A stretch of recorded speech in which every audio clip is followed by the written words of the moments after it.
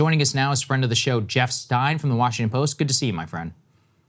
Thanks for having me back on. Absolutely. All right, let's go ahead and put this up there on the screen. You've been doing some incredible reporting about inside the Trump transition team and some tension between Elon Musk and some of Trump's advisors, including Trump himself. So Elon apparently has not left Mar-a-Lago. Trump even name-checked him in a speech and was like, I can't get him to get out of here. He won't leave me alone. You saw a clip of Trump actually smacking Elon while he was using his phone at the UFC. So there's some stuff going on behind the scenes. But for our purposes, it appears that Elon has intervened directly in a fight around tariffs and specifically the Treasury Secretary. So what can you tell us about what's going on inside right now? So just outside quickly, Elon Musk tweeted yesterday that he thinks that it's really good that Argentina massively slashed tariffs. And that was the first, what is going on? We have that, actually. Can we put that on the screen? Continue to talk, Jeff, so people can see it. He's going to be like the Trump co-president. You can't go around saying, actually, the number one domestic policy priority of the president is stupid. It seemed like an incredible thing for him to be saying. Mm-hmm. And then a few hours later, he went on X again and said something that even more annoyed the people I talked to in the Trump orbit, which was that Trump should pick Howard Lutnick, one of the two candidates for Treasury Secretary up until really that point. Musk, he is around Mar-a-Lago all the time. He's around Trump all the time. There's a sense, it's hard to tell with Trump personally, but certainly among Trump advisors that I've spoken to, they are already fed up with Musk. They think he doesn't really understand Washington. They think he doesn't really know what he's doing. Maybe, from the perspective of people who want, massive changes, that is maybe an asset. That's what he's bringing, sort of fresh eyes, fresh perspective, not, burdened by what has been.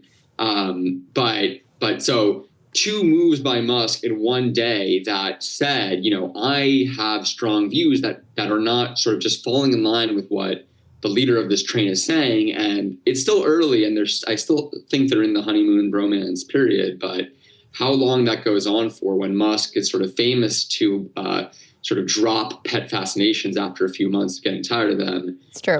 Will be a fascinating story. Trump also known for dropping those pet fascinations, at least in when they're human beings. Tell us, though, about these different potential Treasury choices and, how they differ ideologically and what some of the policy implications could be. Yeah, it's a little tricky because I think some of this, gets a little overdetermined, where it's because a candidate is not as strong on one thing, it becomes that they're weak on this thing. And then so you sort of get these over dramatized in the press and frankly in some of my stories versions of what each of the candidates represents, when it's much more sort of contingent and hard to tell. The two candidates, as we were discussing, I feel like most people go to sleep when I start talking about this, but Scott Bessent is this hedge fund executive who, despite working for George Soros, which is kind of an amazing thing, has become one of Trump's most trusted economic advisors. As Saagar and I were discussing before the show started, he is not just quite a normal Wall Street guy. He is quite strong on a lot of the trade stuff that Trump people have long wanted. But I think it's fair to say that they also worry that he's not quite as into, let's say, universal tariffs, which would create huge import duties on every U.S. trading partner. And Bessent is, I think it's fair to say, or fair to wonder about his commitment to that cause. And then the second candidate is this guy, Howard Lutnick. He's been co-chair of the Trump transition team. Lutnick is also a Wall Street guy, so I think it's a little unfair to be he is the trade hawk in the race, but he has been, I think it's fair to say, more willing to embrace tariffs than Bessent, more and more sort of forthright in that. But I think possibly even more importantly, Lutnick doesn't really have sort of the independent power base. If we're thinking of analogs to other Trump cabinet positions, I think Lutnick is much more similar to Matt Gaetz in that he is kind of with Trump or he's no one. Yes. Bessent is a mega billionaire who has clout abroad, who has constituencies on the Hill, who has sort of, people that he can turn to back him up that aren't just Trump. And I think there's a sense that while Lutnick has the endorsement of Musk and some others, he is more of a sort of loyalist surrogate, critics would say lapdog crony type. And so that's how this race is broken down. And Trump seems to be just getting annoyed that these people just keep sniping at each other, taking pot shots, criticizing each other. I heard we reported, broke over the weekend, that Besson's people went to Trump and were saying, hey, look, Lutnick hosted a Hillary Clinton fundraiser in 2016. Lutnick's people were coming back and saying, Besson works for Soros and is friends with people in the deep state. He's not that serious about your trade stuff. And Trump seems to be like, you know what, screw both you guys. I'm going to look for a third candidate. The fundamental, as Krystal, you were alluding to, the fundamental structural problem for Trump is that he wants massive tariffs to rebalance global trade, which I think is an expression of a genuine popular sentiment in the country. But he also, wants line to go up. He loves stonks. Trump is a Wall Street guy. And so those visions are fundamentally incompatible. Someone who is very strong on trade will be someone who the markets freak out about, and someone who the markets won't freak out about will be weak on trade. And so how Trump reconciles both of those, I think, is going to be really hard to see. And getting to that, Jeff, what are the tensions already in the economic team? So Larry Kudlow, it appears, is back, National Economic Council. Larry could not be more anti-tariff in terms of all of his personal commentary and his background. Now we have two Treasury Secretary candidates that are talking here about tariffs. And then Bob Lighthizer, who is probably one of the most legitimate pro-tariffs former U.S. trade representative, is allegedly in the mix either for trade representative or possibly for trade secretary. So is it basically a repeat of last time around? How do you think it will happen this time?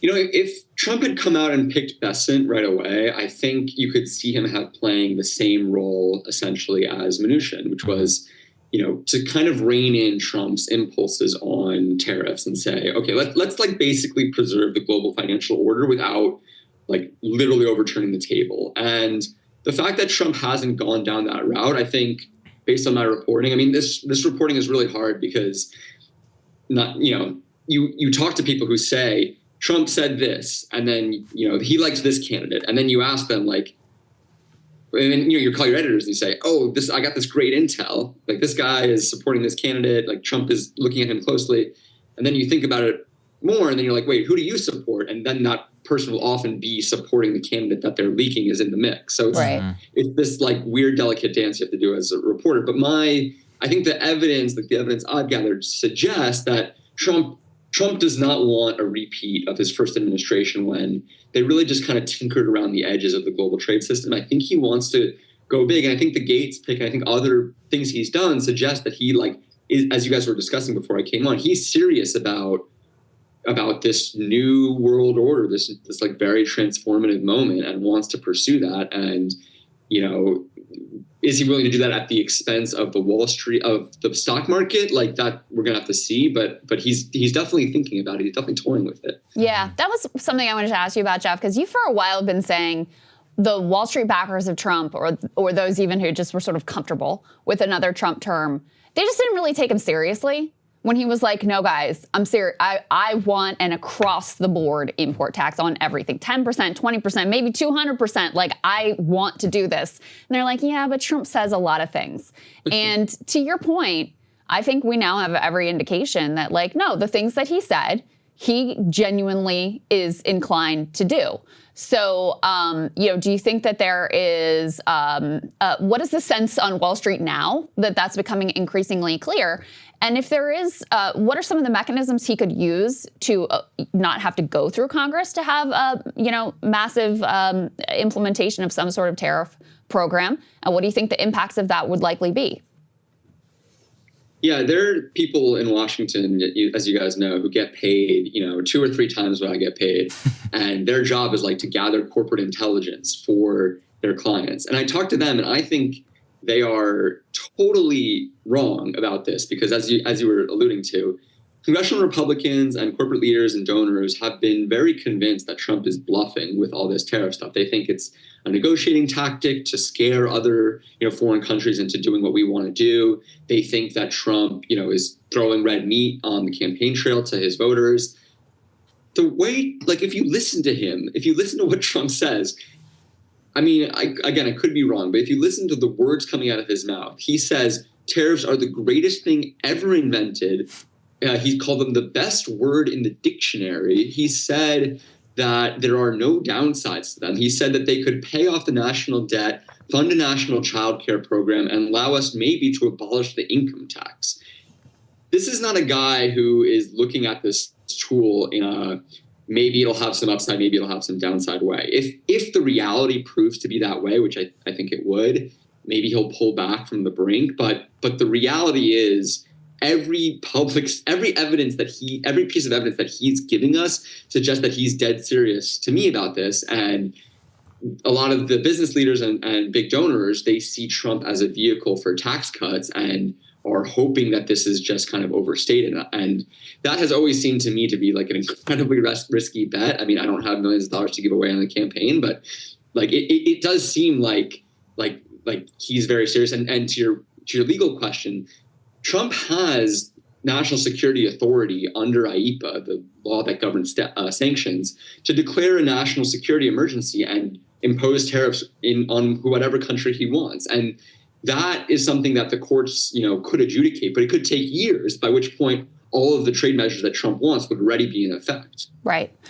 One more for you, Jeff, from me, and I don't know if Saagar has anything else, but another piece of analysis that I've questioned, and I think maybe you've questioned as well, is that the DOGE agency that was given to Elon Musk and Vivek Ramaswamy, which is kind of giving blue ribbon commission, like here's a thing for you to play with and go away, that it may not be as meaningless as it has been portrayed at times, and that also this administration has explored ways that they could avoid having to, go through a filibuster, et cetera, to institute massive government spending cuts. That's something that most of the Republican Party would also be on board with. So what is your reading of the import of DOGE?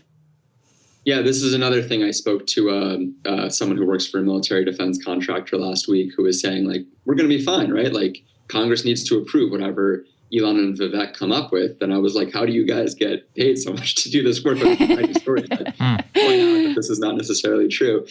If you look at Trump's OMB chief, this is the person who oversees the budget. His name is Russ Vought in the first term. It's a little unclear because he was associated with Project 2025, whether he'll get that spot back. But assuming he does, which I think he will, he has spent the last several years in the Biden administration working on legal theories related to something called impoundment. Impoundment is the president's ability to say, I don't want this spending program to continue because I think the original purpose that Congress authorized is no longer valid. And Russ Vought and some of the lawyers close to him who are already on the Trump team have spent a lot of time thinking about how do we use this legal theory of impoundment to stop spending on federal programs we don't like.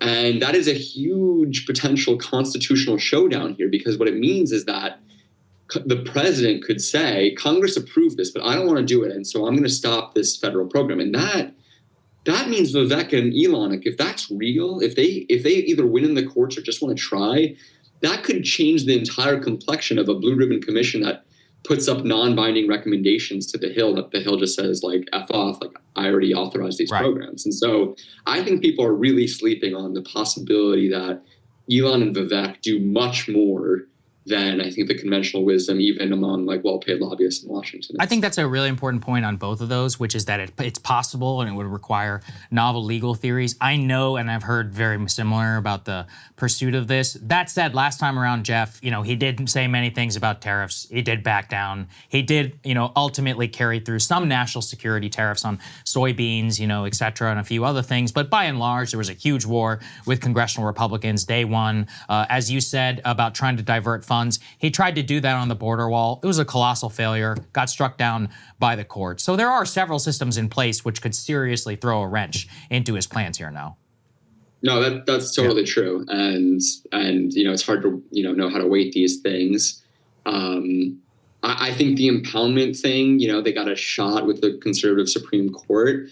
My understanding is, from people close to this, that they're looking at sort of like what is a example of an obviously wasteful program that like is spending money that the White House clearly has an interest in stopping. Can they get the Supreme Court to approve their theory in that case and then go and implement all these other ones that are maybe like more edge cases? In terms of the tariffs, whether he does an automatic 20% tariff on every country, again, as you're saying, like there is a lot of resistance among congressional Republicans to going down that route.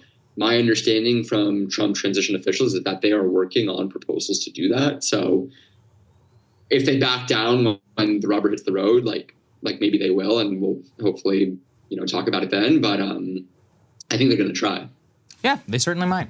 Jeff, we always appreciate your analysis, sir. Thank you for joining us. Great to see you, Jeff. Love being on. Thanks, guys. Yeah, our pleasure. Hey, if you like that video, hit the like button or leave a comment below. It really helps get the show to more people. And if you'd like to get the full show ad-free and in your inbox every morning, you can sign up at breakingpoints.com. That's right. Get the full show, help support the future of independent media at breakingpoints.com.